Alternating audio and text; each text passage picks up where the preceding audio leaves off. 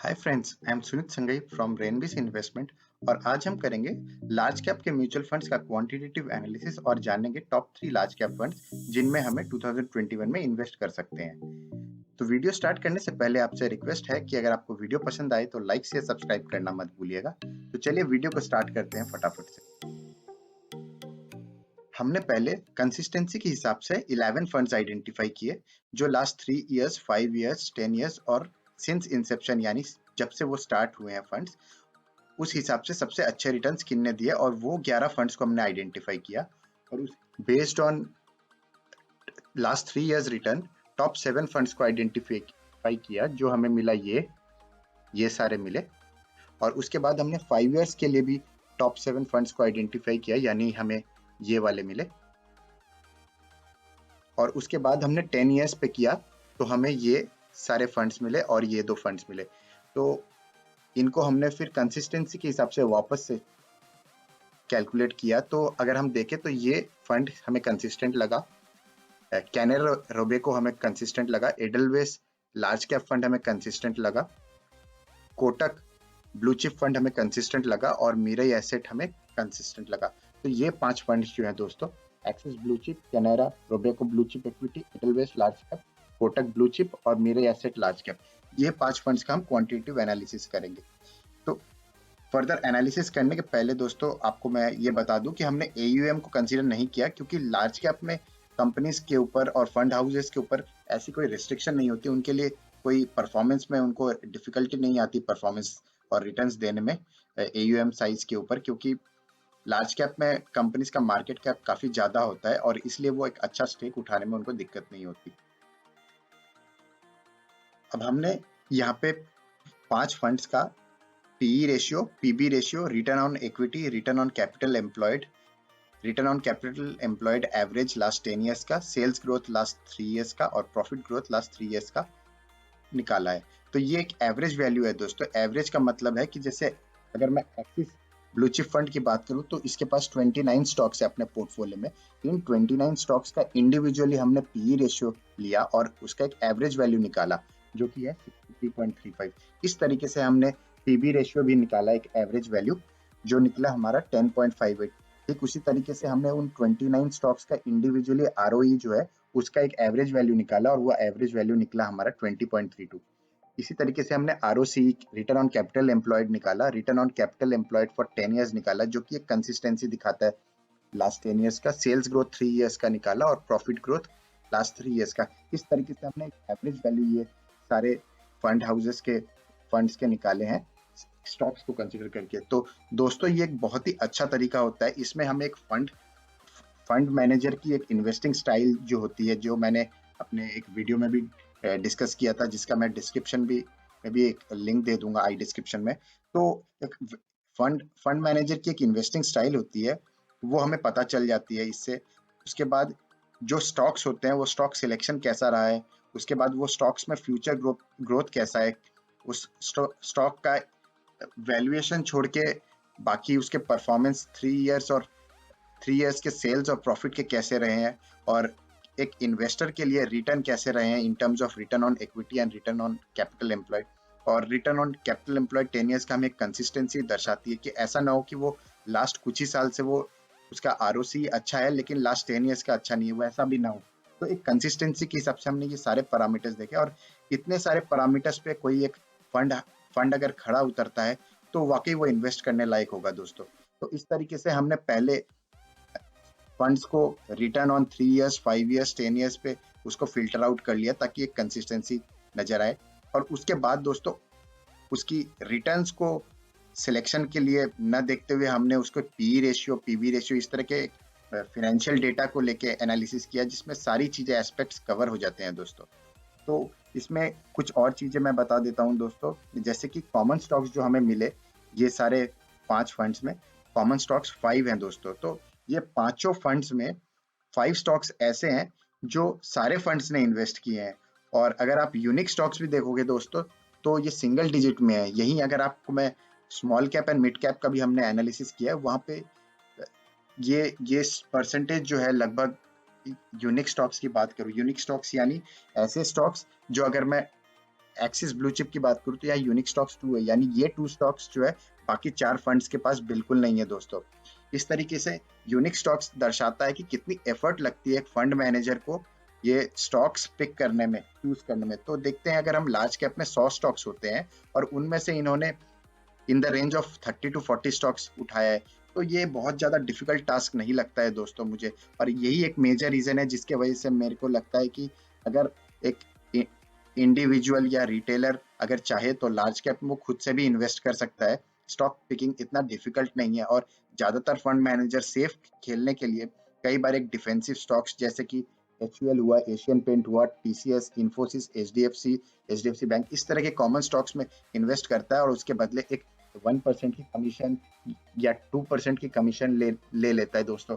तो इस तरीके से एक रिटेलर का काफी बड़ा नुकसान होता है दोस्तों। इसलिए मुझे लगता है कि लार्ज कैप में अगर एक इंडिविजुअल रिटेलर चाहे तो खुद से भी इन्वेस्ट कर सकता है डायरेक्ट इक्विटी में। हालांकि small cap and mid cap में मुझे लगता है कि एक फंड मैनेजर के थ्रू इन्वेस्ट करना बेटर स्ट्रेटेजी है।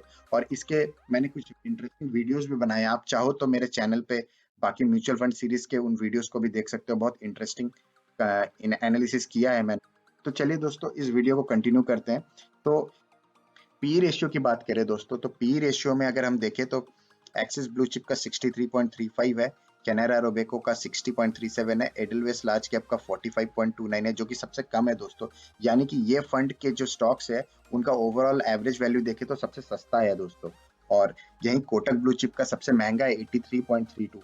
तो इस तरीके से हम इस पर्टिकुलर क्राइटेरिया में पी रेशियो में हम एडलवेस लार्ज कैप को 5 पॉइंट्स देंगे और कोटक ब्लू चिप को 1 पॉइंट देंगे।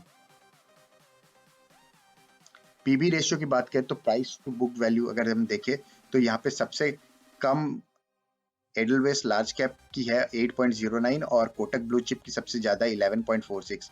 तो बुक वैल्यू आता है, तो यहाँ पे हमने एक एवरेज वैल्यू निकाली और सबसे सस्ता एडलवेस लार्ज कैप का है, तो इसको हम 5 पॉइंट्स देंगे और कोटक ब्लू चिप को 1 पॉइंट देंगे। रिटर्न ऑन इक्विटी की बात करें तो रिटर्न ऑन इक्विटी दोस्तों जो होता है इक्विटी, टोटल इक्विटी के हिसाब से निकाला जाता है रिटर्न, और हमने यहाँ पे सारे स्टॉक्स का एवरेज निकाला, तो यहाँ पे कोटक ब्लू चिप का सबसे ज्यादा आया है। और सबसे अच्छा रिटर्न ऑन इक्विटी जो होता है वही सबसे अच्छा हम कंसिडर करेंगे। और यहाँ पे सबसे कम मिरई एसेट लार्ज कैप का है, तो यहाँ पे हम मिरई एसेट लार्ज कैप को 1 पॉइंट देंगे और कोटक ब्लू चिप फंड को 5 पॉइंट्स देंगे। रिटर्न ऑन कैपिटल एम्प्लॉयड दोस्तों, एवरेज वैल्यू सबसे ज्यादा कैनरा और रोबेको का है और इसको हम 5 पॉइंट्स देंगे, और Mirae asset large cap fund को 19.61 देंगे। तो दोस्तों, रिटर्न ऑन कैपिटल एम्प्लॉयड जब हम कहते हैं तो उसमें हम इक्विटी और डेट दोनों को कंसीडर करके रिटर्न निकालते हैं, और इसकी एवरेज वैल्यू जितनी अच्छी हो, जितनी ज्यादा होती है उतनी अच्छी होती है। तो यहाँ पे देख सकते हैं कि कैनरा रोबेको सबसे अच्छा परफॉर्म किया, तो उसका हम 5 पॉइंट्स देंगे। Return on capital employed last 10 years का देखते हैं दोस्तों, क्योंकि ये हमें कंसिस्टेंसी दर्शाती है। और उसमें अगर हम देखें तो कोटक ब्लू चिप को हाईएस्ट पॉइंट देंगे और 5 पॉइंट्स, और मिरई एसेट लार्ज कैप को 22.58 के लिए 1 पॉइंट देंगे। लेकिन दोस्तों, मिरई एसेट लार्ज कैप का भी अगर 22.58 बहुत अच्छा माना जाएगा दोस्तों। सेल्स ग्रोथ लास्ट 3 ईयर्स की बात करें दोस्तों, तो कैनरा रोबेको का सबसे कम है 11.93 और कोटक ब्लू चिप फंड का सबसे ज्यादा है 13.85 दोस्तों। तो लेकिन यहाँ पे लार्ज कैप कंपनी के हिसाब से सेल्स ग्रोथ 3 इयर्स के 11.93 भी कम नहीं होते दोस्तों। लेकिन यहाँ पे अगर हम क्वांटिटेटिव एनालिसिस कर रहे हैं तो पॉइंट्स के हिसाब से हमें कैनरा रोबेको को 1 पॉइंट देना पड़ेगा और कोटक ब्लू चिप को 5 पॉइंट्स देंगे। प्रॉफिट ग्रोथ की बात करें लास्ट 3 इयर्स की, तो कैनरा रोबेको का सबसे ज्यादा है दोस्तों 21.5%, और वहीं कोटक ब्लू चिप का बात करें तो 12.35% है दोस्तों। तो यहाँ पे हम देख सकते हैं कि इसके पिछले स्लाइड में हमने देखा कि कैनरा रोबेको का सेल्स ग्रोथ सबसे कम था, हालांकि प्रॉफिट ग्रोथ सबसे ज्यादा है दोस्तों। तो ये दोनों पैरामीटर्स बहुत इंपॉर्टेंट होते हैं दोस्तों। यूनिक स्टॉक्स की बात करें दोस्तों, तो यहाँ पे यूनिक स्टॉक्स जैसा मैंने पहले भी बोला, एक्सिस ब्लू चिप के पास 2 unique stocks, edelweiss large cap fund की बात करें तो इसके पास 8 यूनिक स्टॉक्स है, और मिरई एसेट लार्ज कैप के पास 8 यूनिक स्टॉक्स है। हालांकि इसके लिए हम अलग से पॉइंट्स नहीं देंगे, बट एनालिसिस में ये एक इंपॉर्टेंट चीज नजर आती है दोस्तों कि 40 में से 8 स्टॉक्स कॉमन निकलना बहुत ज्यादा ऐसा इंडिकेशन करता है कि फंड्स को बहुत ज्यादा एफर्ट नहीं लगानी पड़ती स्टॉक सिलेक्शन में, और एक रिटेल इन्वेस्टर भी चाहे तो खुद से इन्वेस्ट कर सकता है। और टोटल स्टॉक्स की बात करें दोस्तों, तो टोटल स्टॉक्स में सबसे कम स्टॉक्स 29 है, जो कि एक कॉन्सेंट्रेटेड पोर्टफोलियो को दर्शाता है। एक लार्ज कैप फंड की बात करें जो सबसे ज्यादा स्टॉक्स उठाए हैं तो 44 स्टॉक्स हैं। तो 30 to 45 स्टॉक्स दोस्तों मैं कहूंगा कि ऑन द लोअर साइड है और बहुत ज्यादा नहीं है, हालांकि एक बैलेंस्ड नंबर ऑफ स्टॉक्स ही है। बट वहीं अगर हम लार्ज कैप मिड कैप के क्वांटिटेटिव एनालिसिस में देखेंगे तो वहाँ पे फंड मैनेजर्स को अराउंड 60 स्टॉक्स उठाना पड़ता है, क्योंकि वहाँ पे स्टॉक पिकिंग डिफिकल्ट होती है और ओवर 500 स्टॉक्स में से सिलेक्ट करना होता है। क्वालिटी स्टॉक्स दोस्तों स्मॉल कैप मिड कैप में अराउंड 500 स्टॉक्स है टोटल जो क्वालिटी स्टॉक्स हैं, और उनमें से उनको इन्वेस्ट करना पड़ता है 50-60 स्टॉक्स में, और बहुत ज़्यादा एक परसेंटेज ऑफ कोई भी इंडिविजुअल कंपनी का वो ले नहीं सकते। तो इस तरीके से बहुत एफर्ट लगती है वहाँ पे। यहीं लार्ज कैप में अगर हम देखें तो उस लेवल की एफर्ट नहीं लगती दोस्तों। अब हमने इंडिविजुअली सारे फंड्स को पॉइंट्स दिए, तो यहाँ पे एक्सिस ब्लू चिप के टोटल 17 पॉइंट्स है, Canara Robeco blue chip fund के 25 पॉइंट्स है, एडलवेस लार्ज कैप फंड के 24 पॉइंट्स है, कोटक ब्लू चिप फंड के 22 पॉइंट्स है, मेरे एसेट लार्ज कैप फंड के 17 पॉइंट्स है।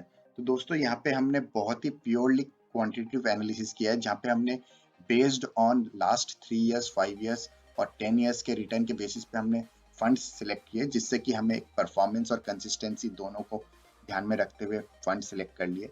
जब हमने एक बार फंड सिलेक्ट कर लिए उसके बाद हमने पिछले परफॉर्मेंस को कंसीडर ना करते हुए प्योरली उसके पास जो स्टॉक्स हैं, किस तरह का इन्वेस्टिंग स्टाइल है, किस तरह के स्टॉक सिलेक्शन है, उनकी सेल्स ग्रोथ कैसी रही है, प्रॉफिट ग्रोथ कैसी रही है, ये प्योरली क्वांटिटेटिव एनालिसिस किया है दोस्तों। ये बहुत ही इंपॉर्टेंट होता है और इस तरीके से अगर हम फंड्स को सिलेक्ट करें दोस्तों तो हमारे सही जाने के चांसेस बहुत हाई रह जाते हैं, और आगे चल के फ्यूचर में इस तरह से जो फंड में हम इन्वेस्ट कर रहे हैं उसकी परफॉर्मेंस आगे अच्छी रहने की चांसेस सबसे ज्यादा हो जाती हैं दोस्तों। तो इस हिसाब से अगर हम देखें तो टॉप 3 फंड्स जो निकल के आते हैं वो है Canara Robeco blue chip fund, edelweiss large cap fund और कोटक ब्लू चिप फंड दोस्तों। तो इन्होंने सबसे ज्यादा पॉइंट्स पाए हैं, यानी कि सबसे ज्यादा पॉइंट्स की मैं बात करूँ तो Canara Robeco blue chip fund है, उसके बाद है एडलवेस लार्ज कैप फंड और उसके बाद है कोटक ब्लू चिप फंड दोस्तों 22 पॉइंट्स। तो यहाँ पे हम देखें तो ये 3 फंड्स है जिनमें हमें इन्वेस्ट करना चाहिए फॉर नेक्स्ट 1 ईयर एटलीस्ट, जैसा यहाँ पे एनालिसिस हैं।